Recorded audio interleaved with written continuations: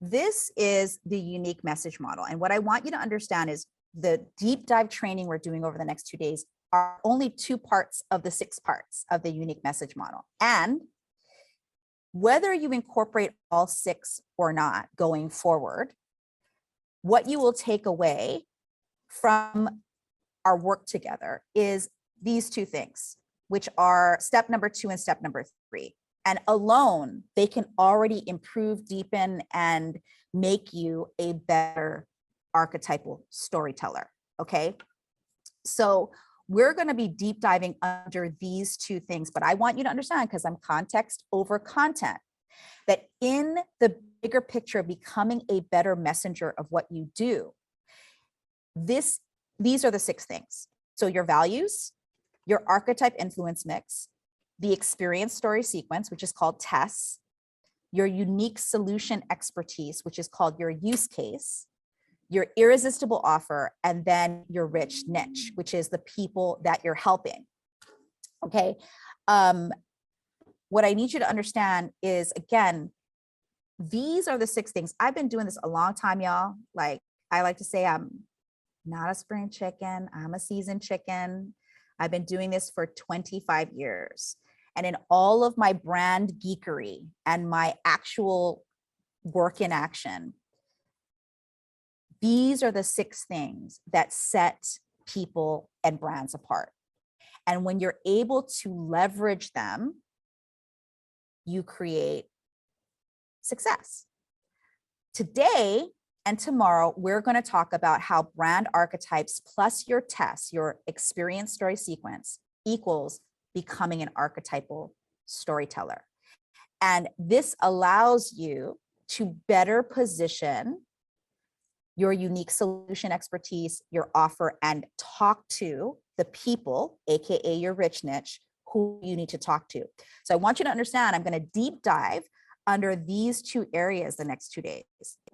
But it's all 6 of them that allow you to become a better messenger. And again, you don't have a marketing problem, you have a messaging problem. So with that said, that was it. Any insights from just that first part where I talked about the unique message model? Because I said, I'm going to be quick, but I will be thorough.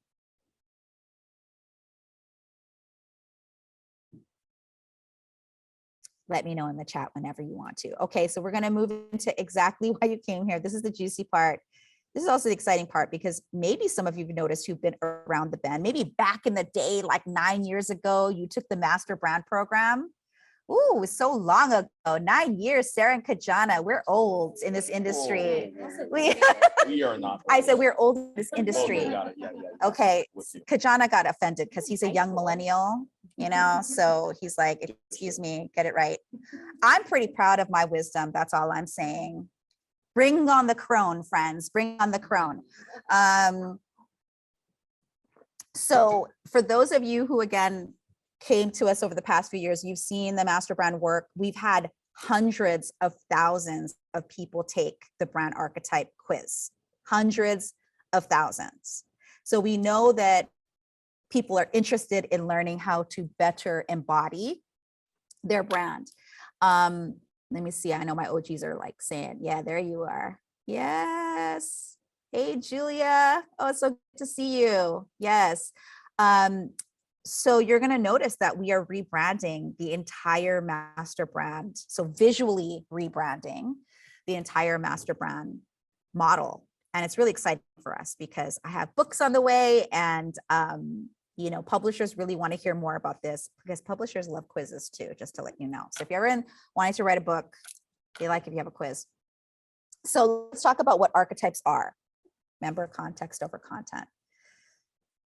This was first coined by Carl Jung, the psychoanalyst. I love this quote because to me, this says a lot about what archetypes are. We meet ourselves time and time again in 1,000 disguises on the path of life. That's what archetypes are. They are the original model from which something is developed or made. Images, figures, character types, settings, myths, symbols, story patterns. that are universally shared by people across cultures and influenced both intuitively and intellectually. Now, what does that mean? What Carl Jung observed about us people, is that we carried our knowledge through myth, legend, and storytelling. And that we started to, frankly, he didn't use the word brand, but we branded things as a character that we were intrigued with, followed. There's lore about it. For example, there are literally thousands of archetypes. Let's put it that way. So in religion, for example, Jesus and Muhammad as figures in their respective religions are archetypes. That's why you follow them. Keyword, that's why you follow them. So the question is, or don't, by the way, follow them or don't follow them, right? Both sides are true. And the reason I bring that up, the president of the United States is an archetype. Whoever's sitting in that chair is an archetype. What do you get from that? These are the most influential figures in the world. The president of the United States, the head of a religious belief system, right? So for you, understanding your archetypes and how you embody them, that's what's going to attract people to you, because we are trained through eons ago to follow archetypes. We are trained. It is inside of us.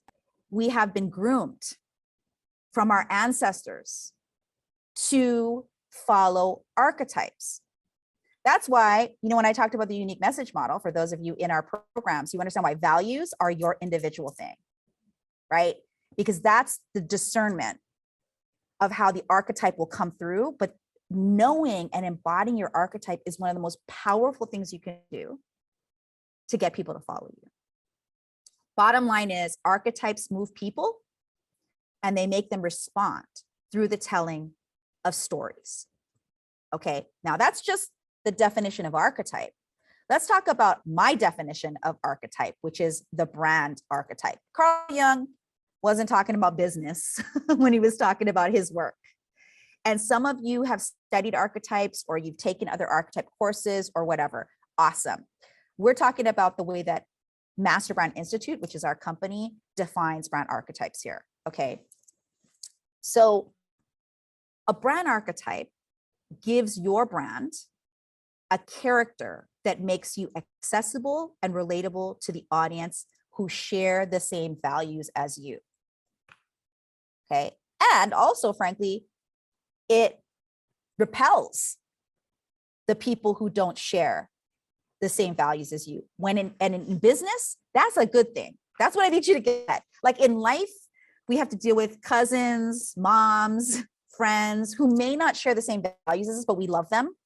That's not what I'm talking about here. I'm talking about business. And in business, you want to relate to the audiences that have the same values as you. Otherwise, why would they choose you, right?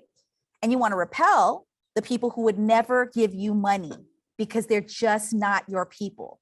And that's okay, right? Again, one of the most dangerous myths on these internet streets is that you need to have a huge audience and following to become famous or to become, paid for what you do. There is something, this is new, write this down. There's something called fractal fame, Fractal, fractal fame, write this down. If you want to get seen, heard, and paid, you want fractal fame, which means the fractal is your rich niche. It's the group of people that see you as famous in that specific pie, right? And most people who want to make money through entrepreneurship try to focus on things that don't matter, as I said. And you should focus on how can I get even better and deeper at being fractal famous, because that's the first step to becoming mega famous. over here on this campus, we don't care as much about fame. We care more about that you're seen so that you can get paid. But I need you to understand how this works, okay? Now, archetypes are also energy patterns. They're the way that you move through the world and leave your energy, right? Does it stay inside of the person that you had a chance to impact? They become universal guides on how we relate to our confidence, AKA our personal power. Now, at the time of this recording, Mars is in retrograde if you're into that stuff. By the way, the zodiac is also a bunch of archetypes, right? Mars represents warrior, testosterone, anger, the way to handle our power and mold it in a way. So if you've been feeling a little itchy or like kind of angry, I was yesterday for no dang reason, okay? No reason at all. Just, bottom line is energetic patterns, right? Because whatever your belief system is, and this was what Carl Jung talked about, if you don't believe that there are other heavenly bodies out in space called the planets, right? And that they don't affect the way that we behave, that's kind of weird, right? Because that's like science. That's not woo. And even what I'm teaching you today, it's more science than it is woo, but I always say I'm practical woo. I'm got 1 foot in woo and 1 foot in practical, and I believe they work together really well, right? The easiest way to describe brand archetypes is it's the personality of the brand. And here's the key. Who is the personality of your brand? You, boo, you, it's you, right? The founder is the archetype. Now, you're like, oh gosh, for those of you that are sages, we're going to get into this in a moment, or advocates, you're like, how does that work? Like, how do I do that? If you just accept that you're a brand archetype for your company, can we all just accept, let's just accept, if you believe, okay, this is true, do you accept that you're the brand archetype of your company? Yes? Right. Because you are.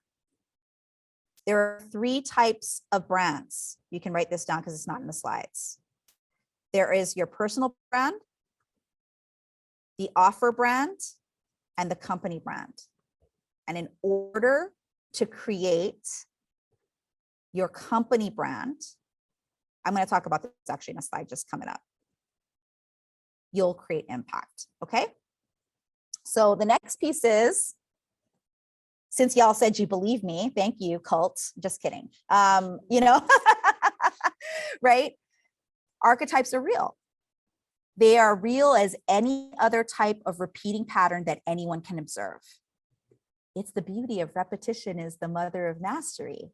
Archetypes are repeating patterns. They're present everywhere, commercials, movies, novels. And if you're able to wield the power of your archetype, you can command your audience to follow. Now, of course, we're going to do this ethically, right? But there's a fine line between ethical and not ethical. And that's why we teach what we teach, to help you understand that you are extremely powerful. What you say and how you are and who you be is like the most powerful thing you can control. The only thing you can control is yourself, right? So because though there's a lot of what I call archetypal imagery, in scientific circles, sometimes the word archetype triggers a lot of side eye, like Saturday Night Live here. Okay, but the truth is that it's actually real. And again, observed by psychologists. That's where the word comes from. All right, so I mentioned that there are personal offer and company brands. And I think that the easiest one to see that is Steve Jobs. He was the founder of Apple.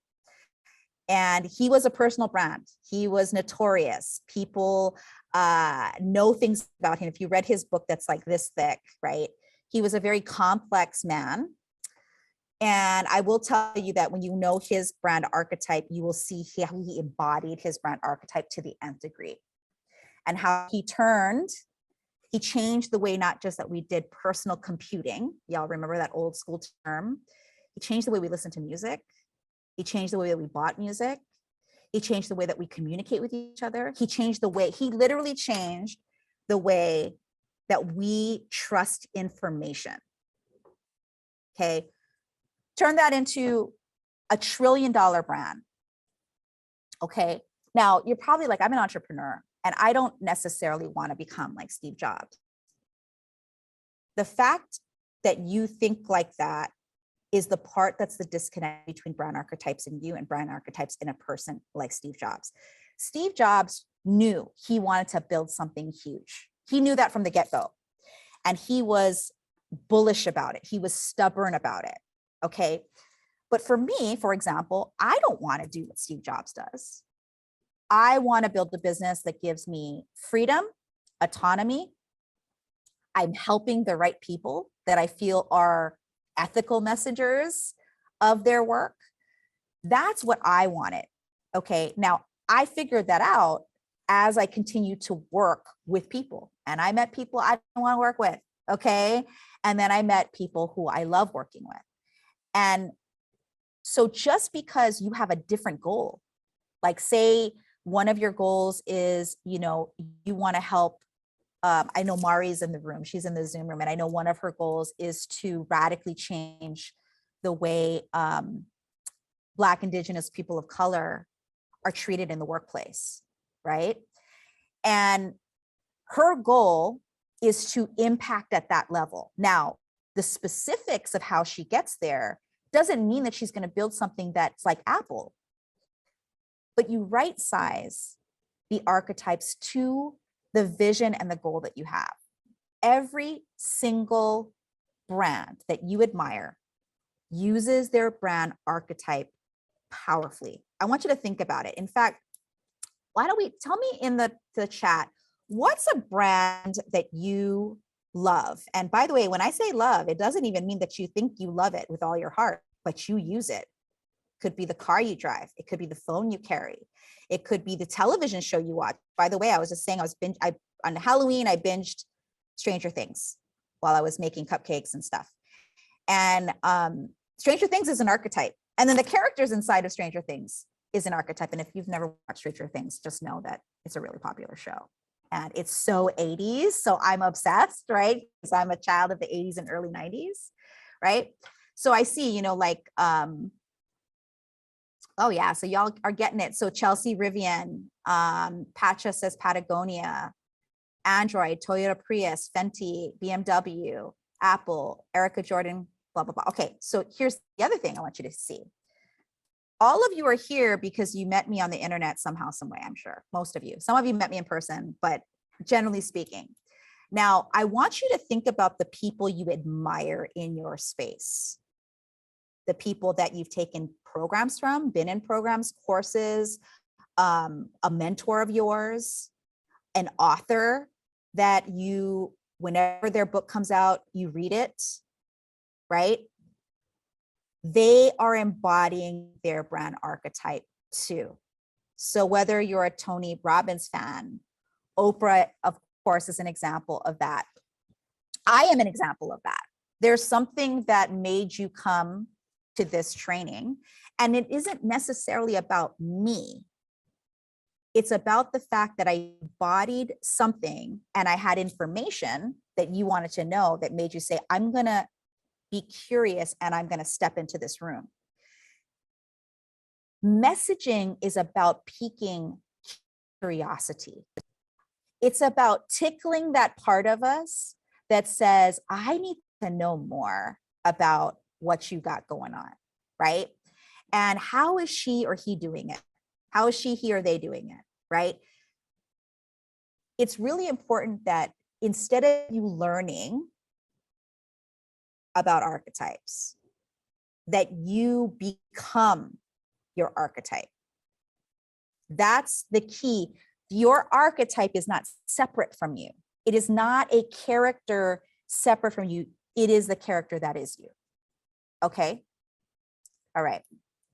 So think about those brands that you've given money to And maybe you're like, oh, I gave money, but I figured out that they're not for me. You know why? It wasn't because of their brand archetype friends. It was because of their values. Their values didn't align with yours. And that's when I talked about the hexagon, which is the unique message model. That's why all those pieces come into play, because archetypes are so attractive. They're so magnetizing that you pique curiosity. This is the ethical part, right? That on the other side of the paywall, right? The place where they give you money and then you give them value, hopefully, you figure out maybe the use case, their unique solution actually doesn't work for you or the business you want to create. Maybe you find out that their values aren't aligned, but the archetypes are the magnet. They are, and they're carried in your stories. So some of you are trying, you know how they say, like, you're trying to go to third base with customers, okay? Instead of first base, right? In baseball, first base is the goal for all the hitters, okay? And what you want to do is go to first base with your, you need to lean in. They need to be interested. They need to kind of like let you sit down next to them at the bar, right? And then they'll buy you a drink because you've told them something that makes them go, I need that in my life. That's the offer part. That's the part that if you stick around with us, you'll learn how to do all of that, okay? That's how powerful archetypes are. All right, and the other thing about brand archetypes is it's bigger than just marketing yourself. Archetypes explain and define the way that we see the world. They are building blocks that form powerful ideas and stories that have been shaping and motivating human behavior for thousands of years. They also help us understand how we relate and interact with each other. They represent real personality types, and those personality types create solutions to problems that are actually patternable. That's not a real word, but you know what I mean? Like there's a pattern to it. So I'm going to do my best to explain this because they're so important. Because what do archetypes do? They have a specific job in your business, in your marketing. One, to create confidence, not just in yourself, but in your audience, that they trust you. Okay, so to create confidence and to create resonance. So to create that the meaning or importance is applicable to the people that you are bringing in. And usually the way that we influence people is through words, speech, and sound. The truth is, like even this model of the tuning fork, we are tuning forks, radiating and looking for the sound to reverberate back to us. We have to be listening and understanding ourselves and trusting ourselves and trusting that the people who need us are looking for us. And they are, trust me, they are looking for you. I talk about this article a lot. You can Google it, about 1,000 true fans. The truth is that you only need 1,000 true fans to make millions of dollars. You don't need 1 million people to make $1 million, right? And if you focus on those 1,000 true fans, that's how you'll create all of the things that you want to create in business, okay? So let me just check into our chat room. Yeah, yes, we are tuning forks. We absolutely are. All right, so here's the thing. Brand archetypes are everywhere. They are influencing us every single day, right? The Myers-Briggs. Actually, tell me, if you know your Myers-Briggs, put it in the chat. And you guys can say it around the, I'm an INTP. Do you guys know? INTP? INTJ? INTJ? Okay, if you don't know, it's okay too. It's okay. So tell me if you do know. It's the Myers-Briggs. And by the way, the Myers-Briggs is based on Carl Jung's work. Did y'all know that? It is Carl Jung is the grandfather of the MBTI. So if you believe in the MBTI, believe in brand archetypes. Oh, I have a lot of I's here, but I have some E's. I am on the cusp of E and I, by the way. So I'm right. I'm like 2 degrees to on the introverted side. So they call that an ambivert, I guess. But I am fully okay with the fact that I'm an introvert. Let's just put it that way. Cool. All right. So the next piece is the Enneagram. Did you know that the Enneagram is also based on Carl Jung's work? Okay. How many of you know your Enneagram type? I'm an 8, wing 7. Okay. And they say that entrepreneurs are normally 8s or 3s, generally speaking. Okay. Again, these are generalizations, not necessarily set in stone. Okay, cool. So a lot of people know their Enneagram. That's cool. That's cool. Oh, I love that there's 4s in here. You know, I learned well, you're a 4 too? Oh my goodness. I have like a special relationship with 4s. Let's put it that way. I'll let you, whenever we're having a chat, coffee or whatever, I'll tell you about that. The next is, how many of you work in the corporate world or did, and you took the DISC assessment, right? Guess what? The DISC is also related to Carl Jung's work. Okay. So I am definitely a D. I'm like a DI. Okay. So you can put, if you know it, put it in the chat, because then you can see, oh, there's some of these people are my people, right? Because, and when you think that, oh, they're my people, you notice that's already the archetype influencing you. Next one is the zodiac, right? I am a Pisces sun, Cancer rising, and Aries moon. Okay. So I'm very squishy. I'm very water signy, right? And notice, this is how I want you to see it. If you follow any of these archetypes and I tell you I'm a ruler, you're like, how can that be? Because I am water based on these other ideas, like these archetypes. I'm an introvert. I am an 8. Well, 8 actually makes sense for ruler. But the reason is that my brand archetype, my voice, my character in my business is that personality. And that's why I can work with, not just overcome, but work with some of the things that society says could be problems, like being introverted or being highly sensitive, right? Because I'm both of those things. So I will tell you, Zodiac is not based on Carl Jung. He didn't make that one up. But I will say this, of all of these, the Zodiac is the most science-based one because it's based on the planets, if you think about it. The rest is based on human theory, and we're flawed. So let's just also make that caveat, okay? Human design. Any of y'all know your human design? Man, when I found out my human design, it was a sigh of relief for me. I am a projector. And I mean, I think I was showing up in the world like a manifesting generator. At least that's what people said to me. And now that I know I'm a projector, I know now I do not need to deal with people. Y'all can come and invite me to things and I can just say yes. So see, we got a lot of people into human design. And, you know, which Disney princess are you is an archetype,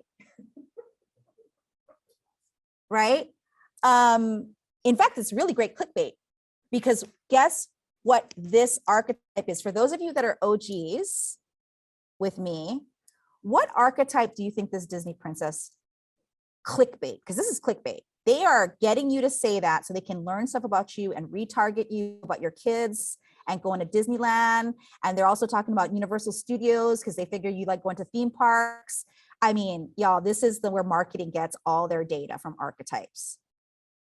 Marketers get their data from archetypes. So instead of being and observing, you need to be archetype. You need to take back the control that you have and your personal power. Okay. Exactly. Right. So I don't even know what my Disney princess results are because I don't put my name into those things anymore, because I know that I'm getting, I mean, basically Mark Zuckerberg basically knows everything. So, you know, but still, right. For those individual marketers who work for Disney, who work for anybody who knows how to play on nostalgia. So this quiz itself is a muse archetype quiz. it speaks to the nostalgia that our childlike desires, and nostalgia is a thing. I'll get into it when I talk about the muse. Okay. All right. So how did I come about brand archetypes? Well, as I said, I'm a seasoned chicken. So take me back to 1996. My son yesterday said to me, he goes, is that how they watch TVs in the 1900s when we're watching Stranger Things?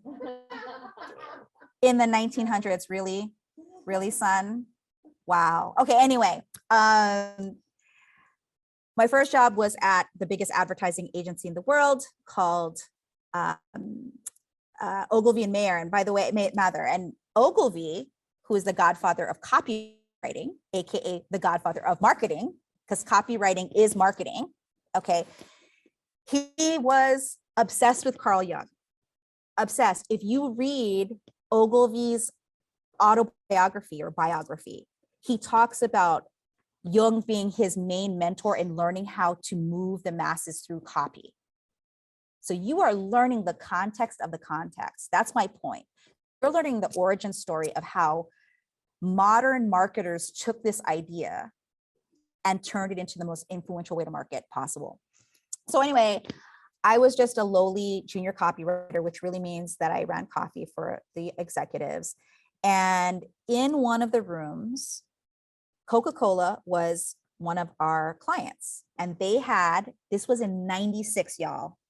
So you know it's old. They had a $1 billion marketing budget with a B in 1996. Also, Coca-Cola was the biggest brand in the world at the time, the most powerful brand in the world. And it's still, by the way, in the top 5 today. I would argue it's still the top brand in the world because sugar is very, very addictive, okay? And sugar can be found anywhere in the world. Wi-Fi cannot. So yet. So anyway, they were talking about, they had literally the guys who were talking, they were the Pepsi team, but they really worked for the Coke team, but they were in blue and they wore blue, and the red team was Coca-Cola. And they started word battling. It was like almost like a spoken word, or like a like Eminem, like it was like on the stage freestyling a battle between Coca-Cola's archetype and Pepsi's archetype. And they were developing the campaigns, both print, commercial, TV, using this word battle. And that's the moment where I was like, what are these things? Because they did not teach me this in college. And if it's this important that they're using it to spend $1 billion of Coca-Cola's dollars, right? They're spending it. Ogilvy was in charge of that budget. Then it must mean something. And because my route was the corporate world first, I worked in the corporate world for almost 15 years. I use this to ascend the ladder, because guess what? If you work in the corporate world or a traditional job, or you did, guess what? Your archetype is dominant inside of you, because that's how they see you, right? And I used my archetype to ascend the corporate ladder. And then when I left the corporate world to go on my own, I realized how powerful this concept was to entrepreneurs, and how entrepreneurs were not using it. How they weren't using this concept to become better at messaging, how they help people. And then I became Master Brand Institute, and the rest is history.